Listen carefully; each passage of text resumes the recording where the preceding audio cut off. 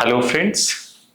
तो हमारा जो बिल्डिंग मटेरियल की सीरीज़ है इसमें एक जो थर्ड मटेरियल है जो हम डिस्कस करने वाले हैं उसको बोलते हैं कोर्स सैंड। तो सबसे पहले ये मतलब समझिएगा कि दो वर्ड टेक्निकली हम यूज़ करते हैं, एक यूज़ करते हैं फाइन और एक यूज़ करते हैं कोर्स। तो जो फाइन का मतलब होता है जैसे कि भाई ये तो बहुत फाइन लग रहा है, मतलब बारीक महीन जैसे हिंदी में बोला जाता है, तो उसका मतलब होता है फाइन। और दूसरा जो होता है वो होता है कोर्स।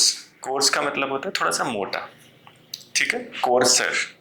जैसे वो बोलते हैं ना कि आवाज़ के रिस्पेक्ट में बोलते हैं कि इसकी आवाज़ थोड़ी सी मोटी है, तो इंग्लिश में बोला जाता है कि she has a courser voice. तो मोटी चीज़ों के बारे में हम बताने के रिस्पेक्ट में जो टेक्निकल दो टर्म जो हम बात यूज़ करते रहेंगे वो एक कोर्स यूज़ करेंगे और एक फाइन यूज़ करेंगे। तो जैसे हमने रेत के बारे में बात कर लिया, हमने सुर्खी के बारे में बात कर लिया, तो वो क्या पार्ट होते हैं, दोनों के दोनों हमारे फाइन होते हैं। फाइन की कैटेगरी में एक पोज़ोलैनिक मटेरियल 1 होता है, एक पोज़ोलैनिक मटेरियल 2 होता है। अब हम तीसरा जो मटेरियल लेने चल रहे हैं वो हमारा है कोर्स सैंड। तो होता क्या है, जैसे मैं बताया ना कि पूरी की पूरी जब हम कंस्ट्रक्शन की बात करते हैं सिविल इंजीनियरिंग के अंदर में या आर्किटेक्चर के अंदर में, तो हमारे कोशिश ये रहती है कि हम जो भी चीज़ बना रहे हैं वो बिल्कुल ऐसी हो जाए कि उसके अंदर में हवा भी दाखिल ना हो सके।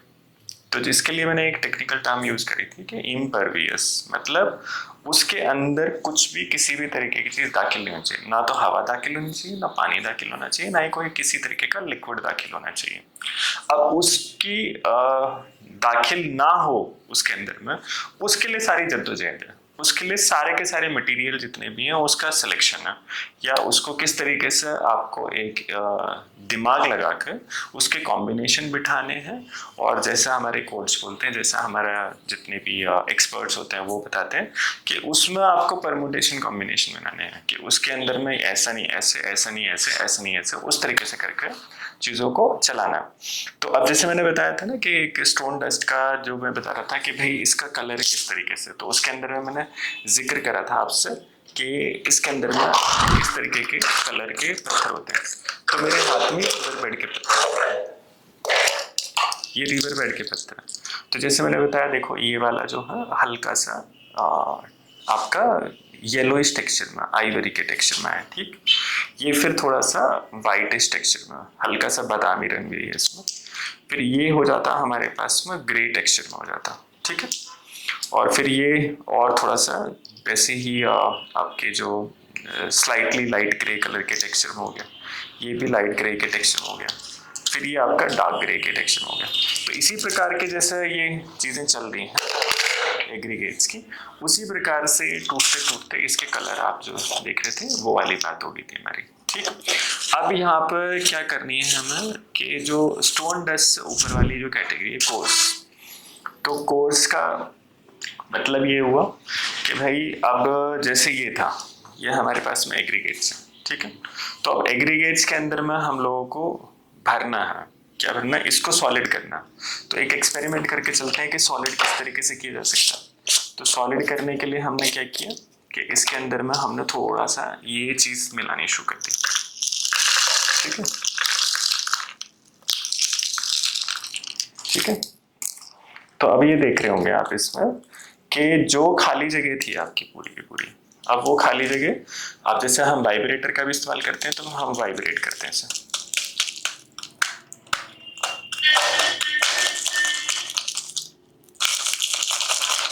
ये वाइब्रेशन हो रही है, इसकी लेटरल वाइब्रेशन जिसे बोलते हैं, साइड वाली, ठीक है, ये आती जा रही है। अब इसके अंदर में थोड़ा सा हमने और मिला लिया,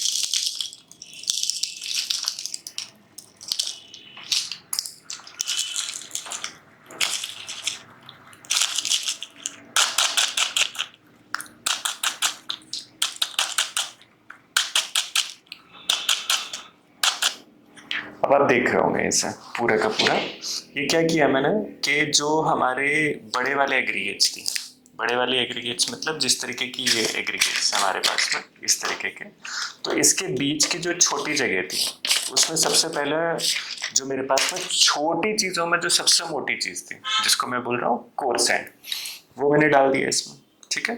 अब वो डालने के बाद में जो छोटी जगह में जो मोटी चीज डाली है, अब मोटी के बीच में भी थोड़ी सी जगह रह जाती है, तो मोटी के बीच वाली जगह कौन भरता है? वो हमारा भरता है रेत, ठीक है। क्या चीज भरती है? वो हमारी जो मोटी चीज की छोटी जो चीज है वो हमारा ये वाला, तो इसलिए इसमें थोड़ा सा सैंड मिला दिया जाता है। फिर उसके बाद में जो सबसे माहिन रह जाती है, मतलब जो रेत है, रेत के बीच की भी एक जगह है, तो वो वाली जगह कौन भरता है? वो वाली जगह हमारी सबसे फाइन जो चीज है वो हमारी, वो आपका सीमेंट होती है। तो सीमेंट उसके अंदर की जो जगह है उसको भर लेता कंप्लीटली। इस तरीके से एक दूसरे के जो गड्ढे हैं, एक दूसरे की जो जगह खाली जगह है, उस पूरी की पूरी जगह को भरने के लिए हमारे पास में क्या चीजें हो जाती हैं? हमारे पास में एक खाली घर एक साइज के मटेरियल आ जाते हैं। तो उसी श्रेणी में हमारा जो तीसरा मटेरियल है कोर्स सैंड, जो बड़े वाले एग्रीगेट्स के फर्स्ट लेवल जो मोटी जगह होती है उसको जो भरने के काम में आता है वो हमारा कोर सैंड आता है। और कोर सैंड के भी क्या चीज है? फिर दोबारा से उसी के जिस प्रकार से सैंड के हमारे स्रोत है जहां से हमें वो मिलता है, उसी प्रकार से हमारे कोर सैंड के स्रोत है जहां से वो हमें मिलता है। तो पहला स्रोत जो हो गया वो क्या हो गया कि भाई जो हमारी रिवर बेड होती है, तो रिवर बेड वाली जो एरिया होता है जब उसकी क्वेरिंग करी जाती है तो एक टेक्निकल टर्म होती है सीव एनालिसिस, मतलब छन्नियां होती हैं, ठीक है। तो वो आईएस कोड बताते हैं कि अलग अलग साइज के, क्या मान लीजिए रिवर बेड का एक मटेरियल उठाकर आपने ऊपर की तरफ से डाला और उसको हिलाना शुरू किया, तो जो फर्स्ट छन्नी पे बैठ जाते हैं वो टॉप वाले बोल्डर्स आ जाते हैं, उनको कोर्स एग्रीगेट। उससे जो निकल कर चले जाते हैं फिर उससे कोर्स एग्रीगेट्स आ जाते हैं नंबर 2 के, फिर उसके बाद में 3 वाले आ जाते हैं, फिर उसके बाद में फाइन सैंड, और फिर लास्ट में जाकर और फाइन सैंड। तो इस तरीके से पूरे के पूरे जो ऑर्डर होता है उस प्रकार से हमें सारे के सारे टाइप के एग्रीगेट्स मिलने शुरू हो जाते हैं। तो उसी श्रेणी में एक जो बीच वाला जो एग्रीगेट्स आता है जिसको हम कोर्स एग्रीगेट बोलते हैं, जिसका साइज जो होता है वो हमारा करीबन आपका 2 mm से लगाकर और 5 mm तक के आसपास में होता है। तो ये वाला मेरा है करीब 4 से 5 mm का एग्रीगेट्स है। और इसका जो पतले वाली जो बात करोगे वो चुटकी भर, तो वो वाले हमारे 2 mm के आसपास के एग्रीगेट्स होते हैं।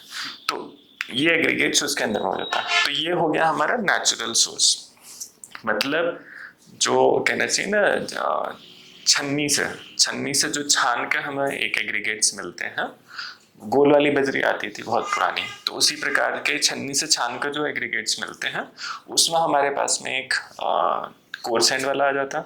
फिर एक दूसरे वाला जो आता है जो मैंने स्टोन डस्ट बताया, तो स्टोन डस्ट के केस में अगर आप उसके हल्के से ग्रेडियंट्स बढ़ा देते हैं तो स्टोन डस्ट के केस में भी क्या आती है 2-3 mm के आसपास की, 5 mm 6 mm के आसपास की काफ़ी सारी चीज़ मिलती है जो स्टोन डस्ट के साथ में मिलकर हमारा कोर्स एग्रीगेट्स का काम कर देते हैं, कोर्स एग्रीगेट्स पार्ट 1, ठीक है।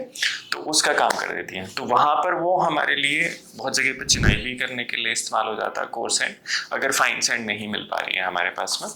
और बहुत सारी जगह पर आपका कंक्रीट बनाने के वो काम में इस्तेमाल हो जाता है। तो इस प्रकार से हमारा जो थर्ड एग्रीगेट है वो जैसे मैंने इसमें बताया ये वाला है, और मैंने जो स्टोन वाले के केस में बताया आपका वो ये वाला है कि ये वाला।